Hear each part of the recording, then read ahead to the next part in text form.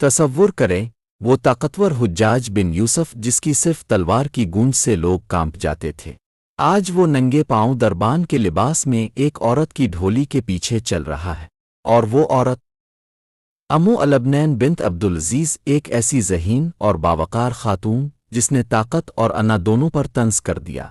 سامعین، امو البنین پہلے حجاج بن یوسف کی بیوی تھیں، یہ فصاحت و بلاغت اور خوبصورتی میں اپنی مثال اب تھی۔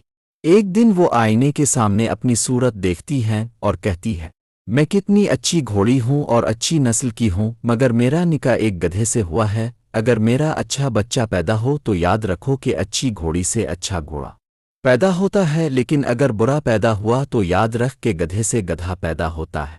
حجاج یہ سنتا ہے اور اپنی انا اور توہین کے احساس سے غصے میں طلاق دے دیتا ہے۔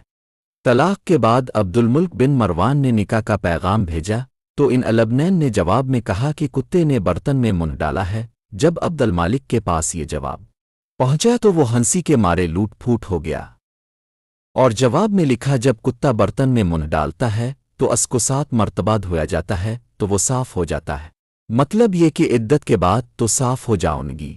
پھر امو البنین نے نہ صرف قبول کیا بلکہ ایک شرط رکھی کہ جب میری ڈھولی اٹھائی جائے تو حجاج دربان کے لباس میں ننگے پاؤں اونٹ کی نکیل پکڑے مجھے محل تک لے جائے، اور یہی ہوا۔ طاقتور حجاج زمین پر چل رہا، خاموش اور ذلیل، سونے کے سکے کا کھیل اور حجاج کی ذلت۔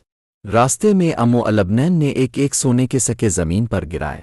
حجاج سے کہا، اے دربان، مجھ سے پیتل کا سکہ گر گیا، اس کو تلاش کر کے دو۔ حجاج اس کو ڈھونڈتا ہے تو اسے پیتل کے بجائے سونے کا سکہ ملتا ہے۔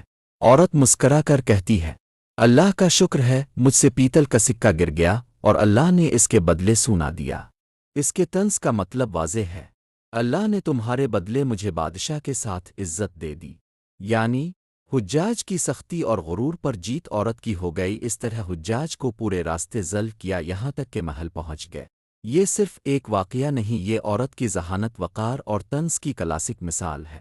حجاج کی طاقت، عبد الملک کا مرتبہ اور امو البنین کا دماغ، تینوں ایک ہی چھوٹے سے سکے کے کھیل میں منظر عام پر آ گئے۔